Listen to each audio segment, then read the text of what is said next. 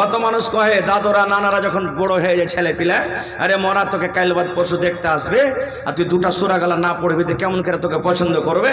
তখন আলহামদুলিল্লাহ সূরা শিখবে আর একটা ভাঙ্গা চূড়া করে ইখলাস সূরাটা শিখবে, যাতে ও কোনো রকম পাস হয়ে যায়, ওর পরীক্ষাতে যেন কামিয়াব হয়ে যায়। ভাই আমার, একজন সাহাবী নিজের পাড়ার ইমাম ছিলেন, নিজের গ্রামের ইমাম, ইমামতি করতেন। ইমামতি কিভাবে করতেন? প্রত্যেক রিকাতে সূরাতুল ফাতিহা পড়তেন, তারপরে বিসমিল্লাহ বলে কুল হু আল্লাহু পড়িতেন, তারপরে তখন আরেকটা সূরা পড়তেন, সূরা পড়ার পর তখন রুকু করতেন। তাহলে এক রেখাতে কয়টা সূরা পড়িতেন? আলহামদুলিল্লাহ পর কয়টা সূরা পড়িতেন ভাই? দুটা সূরা পড়িতেন। ভালো করে শুনেন, ইমাম সাহেব কি করতেন? আল্লাহু আকবার বলে বুকে হাত বাঁধলেন, বায়াত বাণী পড়ে নিলেন, আউযুবিল্লাহ বিসমিল্লাহ বলে সূরাতুল ফাতিহা পড়িলেন, তারপরে বিসমিল্লাহ বলে কুল হু আল্লাহু পড়িতেন, তারপরে তখন আরেকটা সূরা পড়িতেন, দিয়ে তখন রুকু করতেন। প্রত্যেক রেখাতে এরকম ভাবে পড়িতেন, যেগুলা জাহিরি কিরাত। একদিন দুদিনের পর তখন ওর মুক্তাদি যারা ওই ইমামের ইক্তারাতে নামাজ পড়ছেন, এরা জড়ো হয়ে বলছেন, ইমাম সাহেব কি ব্যাপার, তুমি এরকম করে কেন নামাজটা পড়াও? বলছে কেমন করে রে ভাই? বলছে কি তুমি আলহামদুলিল্লাহ পর যে সূরাতুল ইখলাস পড়িছ, এটা দেখি তোমার নামাজ হবে না, যে তুমি এইটার পরে ফের আরেকটা সূরা তুমি পড়িতে গেছ? আমরা এই নিকারে নামাজ পড়িতে পারবো না। আলহামদুলিল্লাহ পর তুমি সূরা ইখলাস পড়ে রুকুতে যাও, আর না তো তোমার যদি না মন হয়েছে তো ওইটাকে বাদ দিয়ে তুমি দোসরা কোনোটা পড়ো, মানে দুটাই সূরা পড়ো, আলহামদুলিল্লাহ পরে একটাই পড়ো, হয় ওইটাকে পড়ে তুমি রুকুতে চলে যাও, আর না তো ওইটা বাদ দিয়ে আরেকটা পড়ো। কেন সূরাতুল ইখলাস পড়ে কি তোমার নামাজ হবে না? ইমাম সাহেব বলছে হবে। তো বলছে হবে তো তুমি এরকম ভাবে পড়াও, ইখলাস সূরাকে ছেড়ে দাও, আর না তো ওইটাই শুধু পড়ো। ইমাম সাহেব বলছে শোনো, আমাকে তোমরা ইমাম রাখবে বা নাই রাখো, আমি এরকম করে পড়বো নামাজ। আমাকে ইমাম তোমরা রাখবে বা নাই রাখো, আমি সূরাতুল ফাতিহা পড়বো, তারপরে সূরাতুল ইখলাস পড়বো, আর তারপরে তখন আরেকটা সূরা পড়ে রুকু করবো, এরকম ভাবেই পড়বো। তোমার কি মনে হয়তো পড়ো, না হয়তো না পড়ো। বেচারীরা মজবুর হয়ে গেল, ওরকম মানুষ নয় আর গ্রামে যে ইমামতি কে করবে? বলছে ঠিক আছে। তারপরের দিন ওরা নবী মুহাম্মদ সাল্লাল্লাহু আলাইহি ওয়াসাল্লামের দরবারে চলে গেলেন নবীকে শিকায়ত করার জন্য। ইয়া রাসূলুল্লাহ, আমাদের পাড়ার গ্রামের যিনি ইমাম আছে ওই এরকম এরকম ভাবে নামাজ পড়ছে, সূরাতুল ফাতিহা তারপরে সূরা ইখলাস তারপর আরেকটা সূরা পড়ে রুকু দিয়েছে। আমরা বলছি তো বলছে আমি নিকিরি পড়াবো, মনে হয় পড়ো নয় না পড়ো। নবীজি বললেন তোমাদের ইমামকে আমার কাছে পাঠিয়ে দাও, যাও যাও ইমাম সাহেবকে পাঠিয়ে দাও, যাও। এবার চলে গেলেন, বলছে ইমাম সাহেব আপনাকে ডাকলেন। নবীজি চলে গেলেন। এবার নবীজি কি বলছেন দেখেন, রে আল্লাহর বান্দা, ও ইমাম সাহেব, আমি শুনেছি তুমি এই মতো এই করে তুমি নামাজ পড়াও। আলহামদুলিল্লাহ পর তুমি সূরা ইখলাস পড়ো, তারপরে আরেকটা সূরা পড়ো, তারপরে তুমি রুকু করো। বাবারে তুমি এরকম কি কাজ করে এরকম ভাবে নামাজ পড়াও? ইমাম সাহেব বলছে জি ইয়া রাসূলুল্লাহ আমি পড়াই। এবার নবীজি বললেন আল্লাহর বান্দা, কেন তুমি এরকম ভাবে নামাজ পড়াও? প্রত্যেক রেখাতে তুমি সূরা ইখলাস পড়ো, কুল হু আল্লাহু আহাদ পড়ো। এই সূরাতে তুমি কি পেয়েছো? এই সূরাতে কোন এমন মজা আছে? এই সূরাতে তুমি কোন এমন ফল পেয়েছো রে আল্লাহর বান্দা, তুমি কি একটু আমাকে জানাবে না? এবার সেই সাহাবী বলছেন, নবী গো, এই জন্য আমি সূরাটা পড়ি।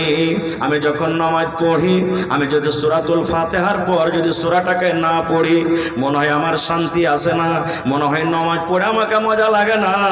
যতক্ষণ আমি সূরাটাকে না পড়ছি মনে হয় আমাকে ভালো লাগে না। ইন্নী উহিব্বুহা, এই সূরাটাকে আমি মহব্বত করি, ভালোবাসি। এই সূরাটা শুধু আমার প্যার হয়ে গেছে, মহব্বত হয়ে গেছে।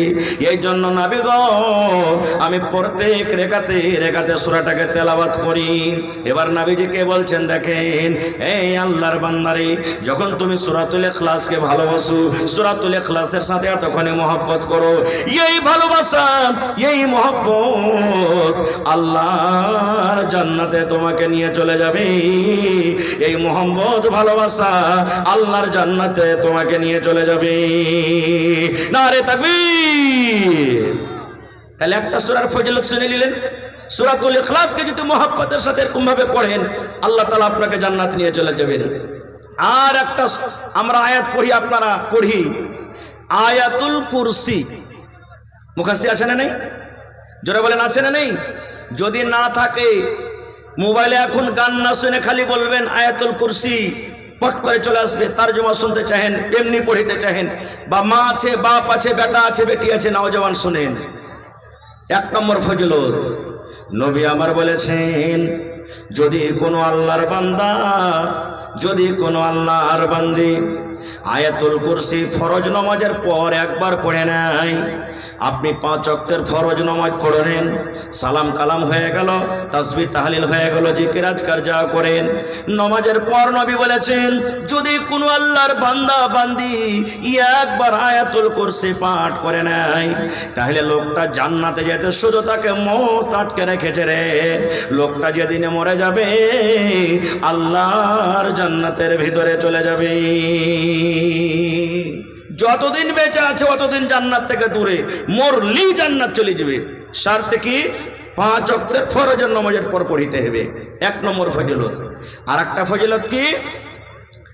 চোর চুরি না করে নেয়। ব্যাংকে টিভি ক্যামেরা লাগা থাকছে, বড় বড় দোকানে লাগা থাকছে, আপনার আয়াতুল কুরসি সিসিটিভির ক্যামেরার কাজ করবে, আপনার এসপি ডিএসপির কালেক্টরের কাজ করবে। বলবে কেমন করে যে মৌলানা? বলছে জি খারজা হোক, কালেকশনের বক্তা ভাই, ওয়াজ করতে পারি না কিন্তু ভালো মন মতন, তো খারজা কেটে শুনেলেন আপনারা, কাম দেবে জীবনে। বলবেন কেমন করে? আল্লাহ রাসূল সাল্লাল্লাহু আলাইহি ওয়াসাল্লামের জামানাতে বাইতুল মাল জমা হয়েছে, যাও কিশমিশ, খাজুর, পনির। আপনারা বলেন 15 বছর 20 বছর আগে মাঠে ধান থাকতো না চুরি হতো? কথা বলেন, চুরি হতো না? হতো না? মেশিন চুরি হইতো, গাড়ি চুরি হইতো। আর এখন আল্লাহর রহমতে গলিতে পড়ে থেকেছে, কোনো ব্যাপার নেই, চুরি হয় না। আল্লাহ রাসূলের জামানাতে চোর ছিল, চোর চুরি হইতো। আল্লাহ রাসূল সাহাবায়ে কেরামকে বলছেন, যেমন আজকে আপনারা বসে বসে জালসা শুনছেন, আগো এই সরকারি মাল বাইতুল মালকে তোমরা পহরাদারি করবে, কে জোগাইবে? একজন সাহাবী আবু হুরায়রা রাদিয়াল্লাহু তাআলা আনহু, রাসূলুল্লাহ আব্দুল্লাহ আব্দুর রহমান বলছে, নবীজি আমি মালের পহরাদারি করবো, আমি জোগাবো মালকে। ঠিক আছে বাবা জোগাও, ভালো করে জোগাবে তুমি। সব সাহাবী নিজের নিজের বাড়ি চলে গেলেন। ও কিন্তু মাল জোগাইছে একলাই। রাইট যখন হয়ে গেছে কিছু, একটা চোর বোরা বা ঝোলা কিছু নিয়েছে, ওই মাল কেউ ঝোলাতে ভরতে শুরু করেছে, চুরি করতে লেগেছে মালকে। যেমন মালকে চুরি করা, এই তো জোগা ছিল সাহাবী আবু হুরায়রা রাদিয়াল্লাহু তাআলা আনহু, যে গপ করে হাত খান্দে বলছে, এই বেটা তোমাকে কি ডর ভয় লাগে না? আমি মাল জোগাচ্ছি আর তুমি আমার সামনে চুরি করছো। চোর কি বলছেন জানেন? ভাই ছেড়ে দাও।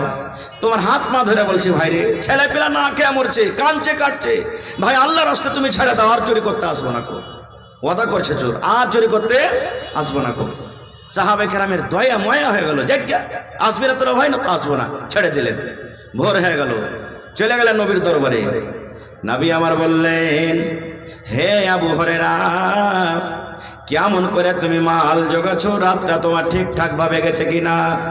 এবার আবু হুরায়রা বলছে, নবী গো, মালের কাছে আমি বসেছিলাম, আর একটা চোর মাল চুরি করছিল, আমি তার হাত খানটাকে ধরে নিয়েছি, কিন্তু আমাকে বলেছে, আবু হুরায়রা তুমি আমাকে ছেড়ে দাও, আর মাল চুরি করতে আসবো না।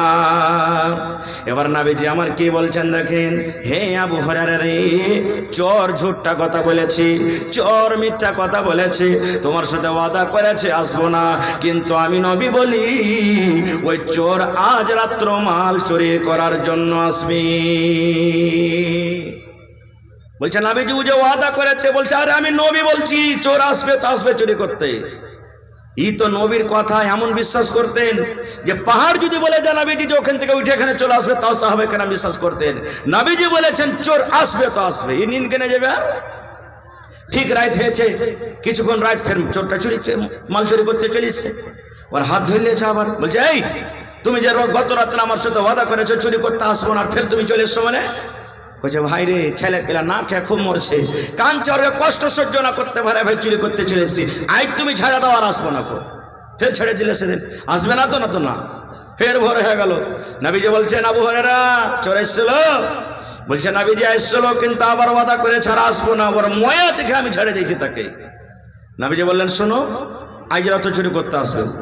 কি বলছেন? আজ রাত চুরি করতে আসবে, সহিহ বুখারী শরীফের, কিন্তু তুমি ওকে ছাড়িও না, আমার দরবারে ধরে নিয়ে আসবে আজকে।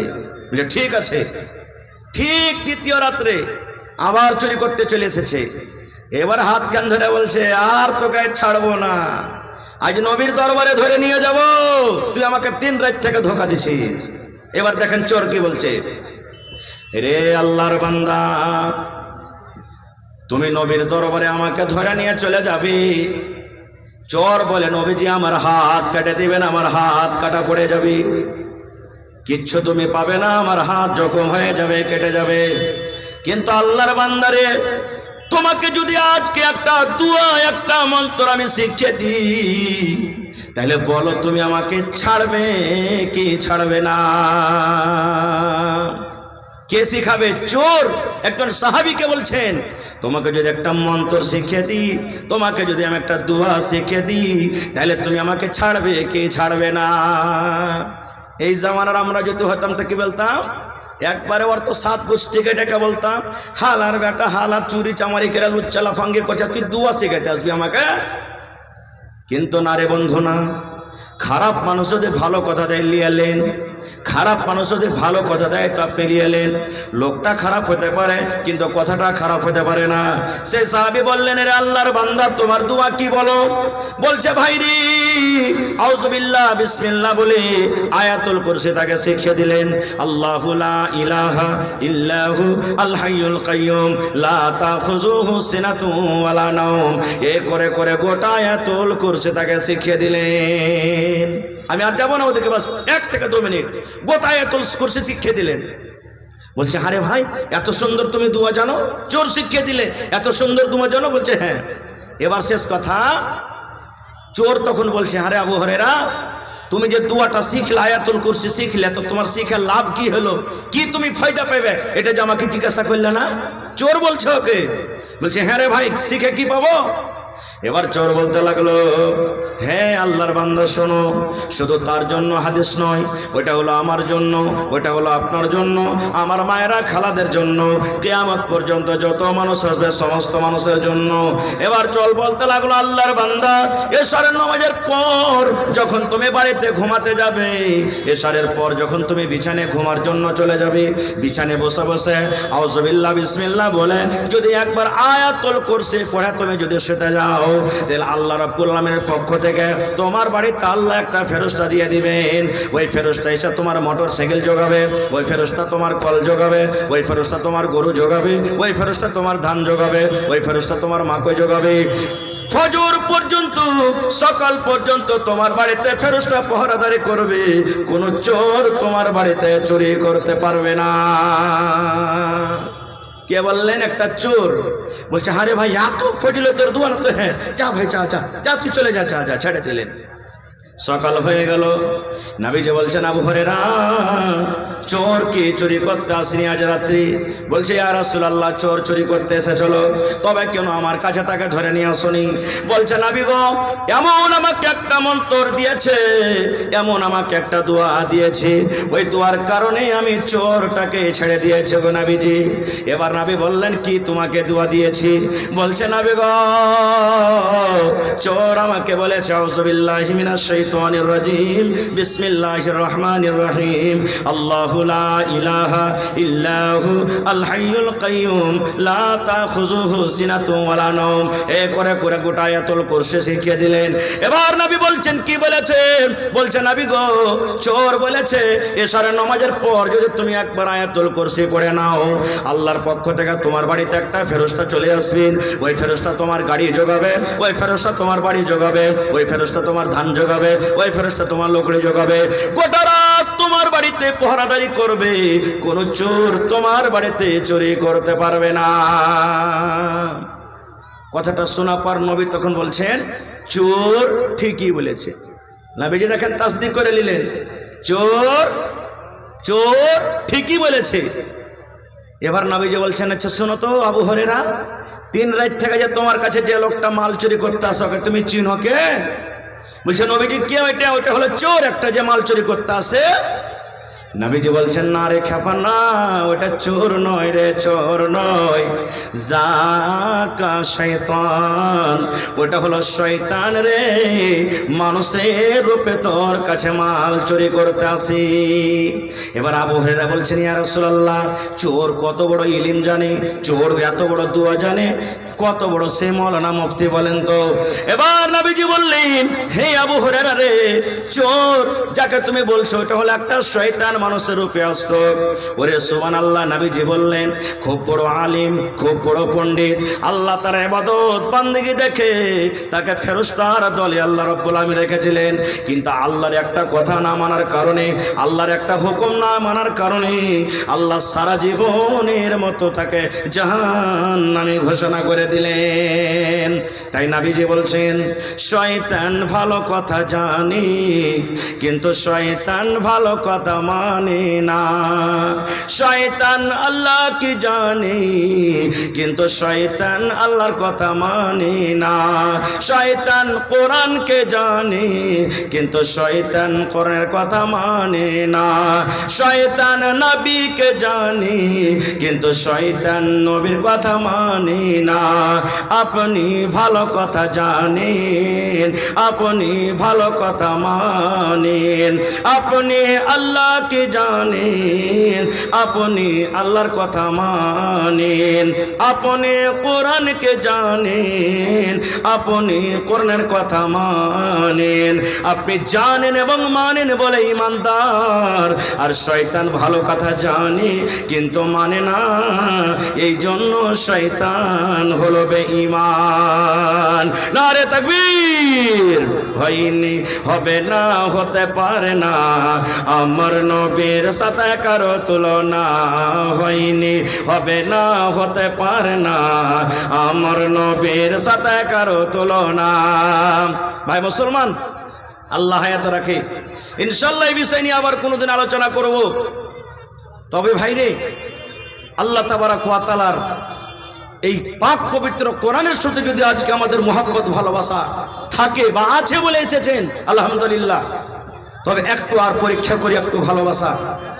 যে কোরআনের ব্যাপারে নবীজি 1400 বছর আগে বলেছেন, মান কারা হারফান মিন কিতাবিল্লাহি ফালাহু হাসানাতুন, আল্লাহর কিতাব কোরআন থেকে যে একটা হরফ পড়বে তার জন্য একটা নেকি, ওয়াল হাসানাতু বিআশারি আমসালিহা, আর একটা নেকি হলো 10টা নেকির বরাবর। যদি কোরআনে আলহামদু, আলিফ একটা হরফ, লাম একটা হরফ, হা একটা হরফ, মিম একটা হরফ, দাল একটা হরফ, আলহামদু যদি একবার আপনি পড়েন, 5টা হরফ আছে, 5 10 50টা নেকি আল্লাহ আপনাকে দান করবেন। সুবহানাল্লাহ।